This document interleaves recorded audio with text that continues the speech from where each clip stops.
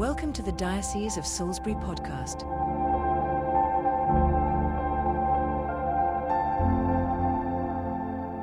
So Bishop Andrew, thank you for agreeing to speak with us for our podcast.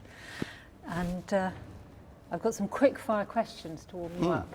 We asked on social media, so I've also got a list of questions from people who've sent in, but we'll get onto those in a minute. But okay, as a warm-up exercise, so Marmite or peanut butter?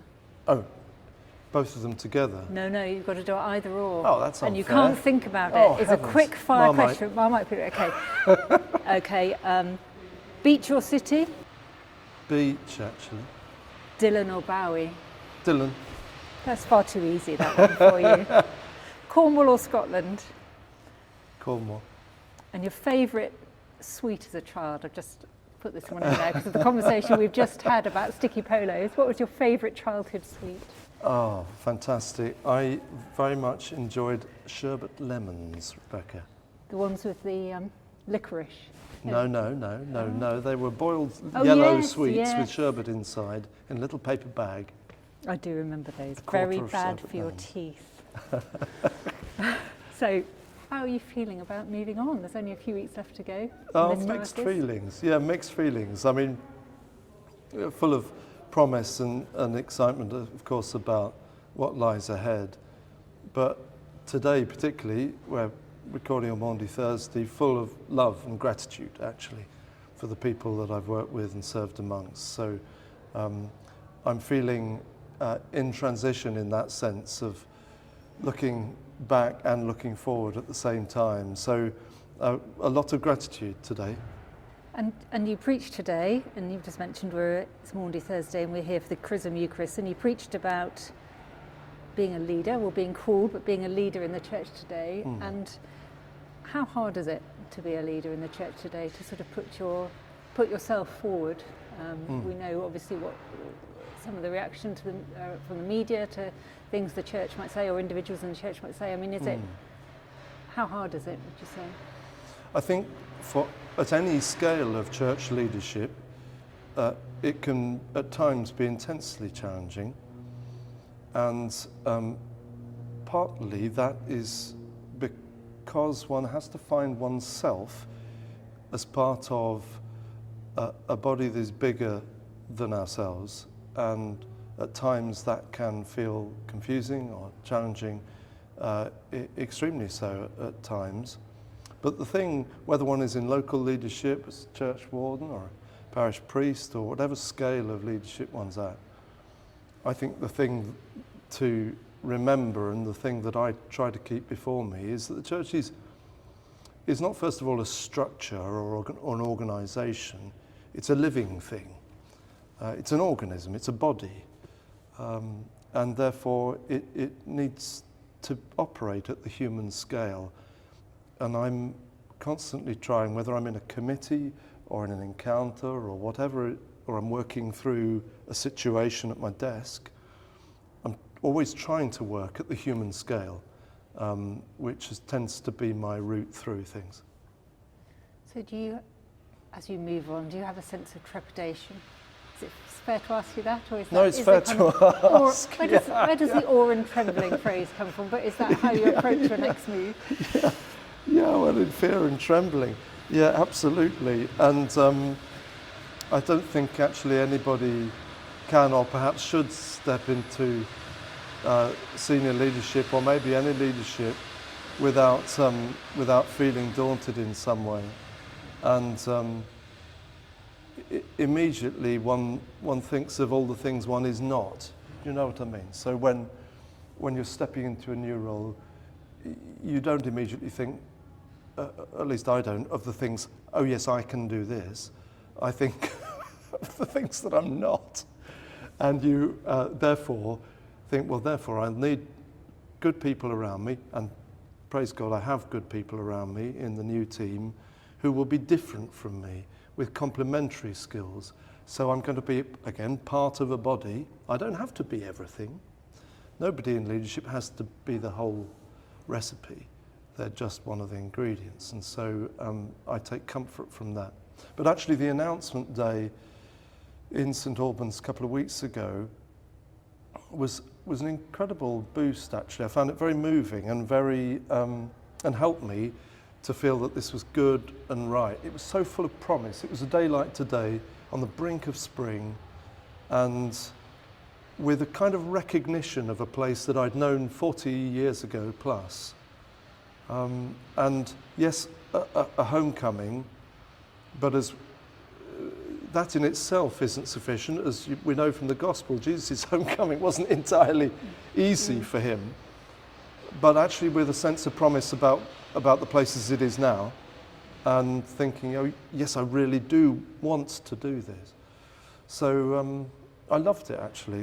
It was a genuinely great day, and now therefore my horizon is increasingly daily in St Albans. Yeah, and you shared about your day there when you were announced and you walked in. Was it the church where you were baptised? Oh, Can you yes. say about that? Oh, it was incredible actually. I wonder if I'd bitten off more than I could chew, because I thought I want the day to be about God's call for each of us, and not just to be about me. But I thought this might be a route through to start at a font, and the font where I was baptised, christened, and it was my late father who'd baptised me, and that gave a theme, really, an aspect on the whole day. But I hadn't been back in St Martin's Nedworth since 1976, since the drought of the summer in that year. And I walked back in, and it was immediately the smell of the church that struck me. I remember I was cast back, I was in short trousers again. And they very kindly opened the baptism register at the page where my own baptism had taken place, and my late father's signature was beside it. Naturally, I immediately welled up and thought, "Oh, you fool! You've actually done too much." They'd set you up for set that up one. like, I've set myself up for this. But actually, it was lovely, and there were ordinands and people considering their own vocation from something called the Alban Way in the diocese present. So we were talking together, thinking together about God's call on each of our lives. Yeah. And what you said a moment ago about we don't all have to be everything in the church, and you not feeling you have to be everything. Sadly that isn't the message we all get, and that's probably not the message you get as a leader, is it? And I think in the political sphere, that sense that actually we don't have to contribute everything, because we are in community and together we can be everything. But that's not heard very often, is it? In a kind of quite individualistic sort of culture. Perhaps that's right. And we have sometimes a model of leadership that is espoused, which is a little superheroic, if you see what I mean. And yes, each of us has special powers, but actually they are always part of a broader community, and any gifts that we have are to be used in concert with and for the facilitation of others as well. And the bishop's role particularly is one of seeing. It's about oversight, means oversight, episcope. And therefore, if I'm self-regarding, I mean all of us are to some extent, if I'm only self-regarding and looking at what I've got to do or what I can do or can't do, that's hopeless oversight. I've got to be able to see other people. That was our theme this morning's service, Jesus saying to Simon the Pharisee, do you see this woman? Do you actually see her? And if I don't see other people and have some degree of discernment about who God's calling them to be, I can't lead. So actually built into the role of a bishop is not being the answer in themselves. And one of the questions we had submitted actually was to you was how do you prepare to be 100% present to people when you are having those encounters and you're going to local churches and meeting people? How do you prepare for that? Because I feel from knowing you a little, you are someone that gives a lot of yourself in every encounter, which is what's so valued, I think, by people. But how do you find the space to do that? There often isn't space to prepare for that. Beyond,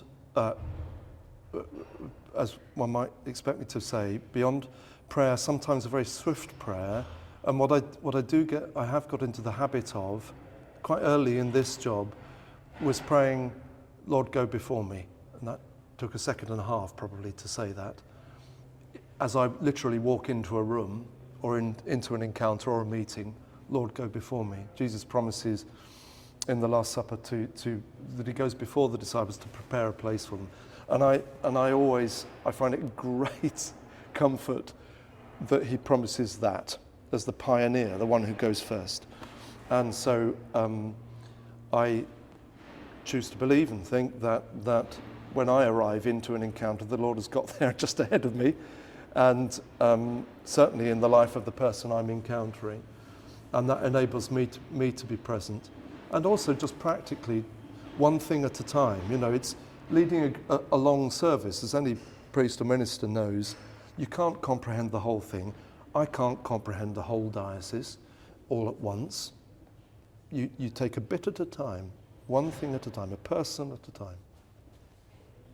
I'm going to pivot slightly to ask you about your singing career. Oh, if goodness. That's all right. One of the questions we had was, how do you manage to keep up your sort of creative ministry and your sense of creativity alongside being a bishop? I'm sure being bishop often allows you to be creative as well, but they're probably quite two different spaces you're in sometimes. Well, I used to keep them as two different spaces, but I don't think that I'm not a bishop when I'm being musical, and my singing isn't a career really, but it is a sideline, and actually increasingly, funnily enough, over the last few years, it's become integrated in. So most of the concerts I do are in churches. Most of them are in churches in Wiltshire or Dorset. And lately they've become a bit more like services as well. I'll talk about the church, sometimes sing a hymn. And they're very often, in fact always, a way of trying to translate what Christian faith and ministry is about, what the church is about, what the buildings are for. And so I don't see a divide between them. In practice, I don't actually give it that much time. I know it is, it draws attention because it's perhaps a little unusual, but the way to keep creativity, and this is what I tell clergy and others who are trying to do this, and I encourage it, we have to use compressed time. We don't get much time off, and therefore we have to pay attention to the world around us as life is happening. So I get ideas for songs, for example, when I'm driving around Wiltshire, and without, pulling over, not crashing the car, I'll use voice memos. I'll take inspiration from a place name or just something I see, and I'll do it as I'm on the move, and I take a couple of days a year, literally, to record and to write. And so using broken time is the way to incorporate creativity in ministry, and being alive to it, being open to it. I used to kind of see music as the antidote to the church, and kind of keep it separate, never play in churches, and just do it as a kind of healing thing to do something utterly different. That's changed since I've become a bishop. It'll need to take a bit of a back seat now for a year or two, I think. But there have always been seasons when it comes forward and recedes, and I'm confident that will happen again. And how did you get into singing in church? I imagine your father was a vicar. Is that your first kind of singing experience? No, I resisted joining the church choir, actually. A rebel. I really didn't want to. I didn't want a robe, and I just didn't fancy it. And there was a little pressure, not from Dad, but to do so at the time. And I sang the congregation, and certainly hymn singing really was where I probably first learned how to do that confidently. But I loved pop music. Really early on, I loved pop music. So what you might call religious music was never the source of my musical enjoyment. It was always other songs. And I don't tend to write explicitly Christian or religious music, but again, in the last few years, that's integrated much more, and one, as it should, one bleeds more into the other. But I came to songwriting and musical life and parish ministry again, actually, in early middle age. There was a long time when I didn't at all, and there were such rich stories in local ministry, such interesting encounters that they grew their own stories and songs. And you write poetry as well? Yeah, off and on. I used to do more. Years ago I did, I started writing poetry because I was in a very patchy rock band that used to have to tune up between songs, and so we had long gaps when the audience needed entertaining. So I literally started writing poems so that there would be something to say between songs. Anyway, but I occasionally write poems. So we move on to the question about the other role you've taken in the church as a bishop around church buildings and your love for church buildings and passion, if that isn't too strong a word, for church buildings, recognising their place in mission and society. And one of the questions we had was, probably could be a direct yes or no question, should the national government give greater subsidy to places of worship? Yes, but so should the church commissioners. He said, being a little provocative, and I understand that in all kinds of ways, both government and commissioners do actually. So the Buildings for Mission programme funded by the commissioners is a wonderful thing, and we get assistance from government through to the Heritage Fund, through to the Church's Conservation Trust, and through the listed Places of Worship grant scheme, as was Places of Worship Renewal Fund now. So they already do, but I do think that there is going to be a need for all of the kind of the traditional partners, government, church, heritage sector, local charities and communities, to recognise that this is, well, Simon Jenkins calls it the greatest heritage challenge of the decade. I've no doubt that that's correct in terms of the scale of the challenge facing us. And we are going together, and we are seeking that actually together, new ways of funding church buildings that recognises what they contribute to the common good as well as to the mission of the church. And there are obviously different models across Europe, aren't there, for looking at after church buildings? So you looked into those to see. Yeah. I mean, it's interesting, there isn't a state church in France, but the president a couple of years ago started a new subscription scheme, as you might be aware, that allowed local communities the option of contributing to their own historic church building. And there are other examples on the continent of this happening in opt-in ways. It couldn't be obligatory again. It used to be in this country up until the 19th century. So there are ideas that we're looking into. But what we mustn't do, I think, is nationalise church buildings, because the danger is you uproot them from the very people who love them best and serve them most closely and well. And so we've got to find ways of actually assisting the local in doing what they do. And in so many villages, as you know, around our diocese, there are volunteers who love and serve their church, but they don't have anyone to pass the keys over to. And that is the big crisis at the moment. In some places it's a crisis, but it's an urgent challenge, let me put it that way. And that's what you have to hold, isn't it? With your love of the buildings and the potential, but understanding that for the people who look after them day to day, it can be a terrible worry and burden and a thing to ask them to take on. So absolutely.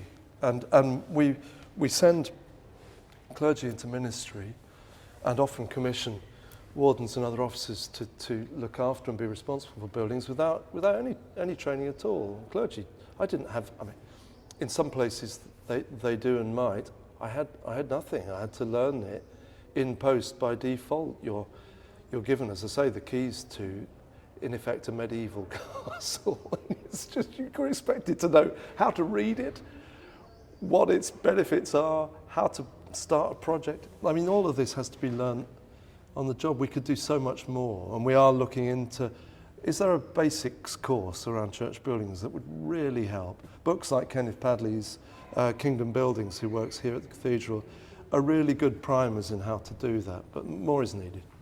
I think in this diocese we've got 612 church buildings. I mean, there you go. I don't know how that compares with your future diocese, but Well, it's not dissimilar. I mean, slightly fewer, I think, but across the country, it's nearly 16,000 parish church buildings. 45% of our Grade 1 listed buildings are in the care of the Church of England alone. So it's colossal. But a minor miracle that they're largely in such good health. I'm thinking about the church's role in society today, and you and I were both at the installation of Archbishop Sarah last week, which was wonderful, wasn't it? And a moment of hope. But how does the church kind of restore its, well, does it need to restore its place in society, and how does it go about rebuilding trust? Because there are these many areas, issues of trust that need to be rebuilt. I think it retains a remarkable place and a privileged place in society. And it's easy to overstate the narrative that the place of the church has been eroded. I think locally that's, whilst church attendance has receded, as we know, throughout our lifetimes and before then, actually we retain an extraordinary place at the heart of local and national life, which brings great responsibilities with it. And just our position within the House of Lords, within Parliament, is an extraordinary privilege that comes from a historic handing down of care. But the rebuilding of trust, I think trust may be at a low ebb within society and certainly in institutions. I think we do have a crisis of confidence in institutions and in leadership, and it's quite an unsettled time in what are the kinds of common life, the kinds of institutions that are going to love and serve communities best now, and trying to adapt them for the task. But again, that begins at the human scale. I think what people spot and don't like is a lack of authenticity. It's a word that's used a great deal at the moment.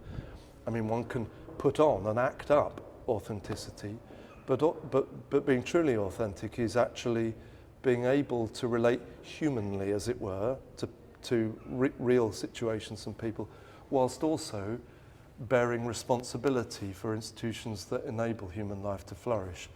That is a far from easy thing to do, but the restoration of trust starts person by person, really. And probably as a diocesan bishop, you'll be asked even more than I know you are already for your opinion on things, and by local media. And how do you, and you'll be asked your opinion on things like marches and all issues around nationalism and et cetera, et cetera. How do you speak into that without encouraging more sort of fragmentation and division? And you and I have talked about that before, but and also without just being accused of being woke, which often is happens. The church leaders speak up, you might be dismissed, but actually what you're wanting to do is have genuine conversation. Yes, I think people can naturally be uneasy if the church appears to be captive to the spirit of the age, in whatever the spirit that is. And I think being truly radical is a task that has to be refreshed, as we say, and renewed constantly. If there is an answer to that, I think it lies in this gospel truth that the wise scribe, as Jesus says, is somebody who brings from their store what is new and what is old, and to avoid novelty or being perpetually buffeted by what is current and present requires deeper roots in the past than perhaps we realize we have sometimes, and being ancient and new at the same time. Now, in church today, we've been talking about Jesus as the Alpha and the Omega, the beginning and the end, and our church has vast riches in the ancient and the modern. And I think if we are to speak radically into society, as we must, into situations like belonging, like national identity, we've got to be to draw from the past as well as respond to the present. It's true, something like Project Spire, which is often which is a kind of case in point of what you're describing, I think.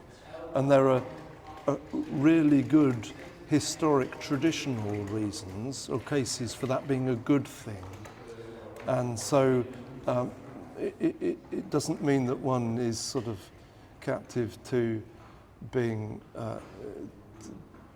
so contemporary that one doesn't understand where the church has come from. In fact, in that case, this is about a better understanding of our tradition. And if we accept the blessings of tradition, we've also got to count the cost of what we have done and has been passed down to us. So a few thoughts there. It's also about the interconnectedness, isn't it? Because what you're talking about with what the church is trying to do around Project Spire is recognising our interconnectedness. Absolutely. And our not just legacy, but what is being lived out today. You know, it's the current burden people are bearing as a result. So, and that sort of interconnectedness you've talked about is both what I feel like the church can offer at a local level, can't it? And it's still one of the few intergenerational spaces in some of our smallest parishes, isn't it? So is that, and you talk a lot about hope, and you do have hope in those sort of small parishes, don't you? You see signs of life and signs of hope and signs of interconnection. Oh, every day. Every day. I just, that's the thing that gives the greatest encouragement and hope. You see not only sort of stalwart resilience in the local church, but you also see how in different seasons God brings surprising new possibility for communities when people faithfully offer themselves, and I absolutely love the way that that happens. I do think we need to recognise seasonality, if I can put it that way, in church life, that allows for times of decline and fall and new growth in spring and so on. Talk quite a lot about that at the moment, because I think for small churches that's really important. We shouldn't try to force growth, you know. But actually, nothing is real unless it's local. And actually, at the heart of our faith is the idea that God Himself takes place in Jesus Christ, and therefore, if we want to find His life, we're going to find it, I think, in the community of people who gather around Him in each place. And that's where the life is to be found. That's where the wells are that spring up. That feels like a really good place to stop. Thank you, Bishop Andrew. I know we're probably both really cold sat here in the cloister of the cathedral, but thank you so much for your time, and I know many of us are going to miss you, so thank you for your ministry. Thank you, Rebecca, very much indeed. For all of those who posted on social media, we wish you very well in your Thank you. future ministry. Thank you. Thanks, everyone. Thank you.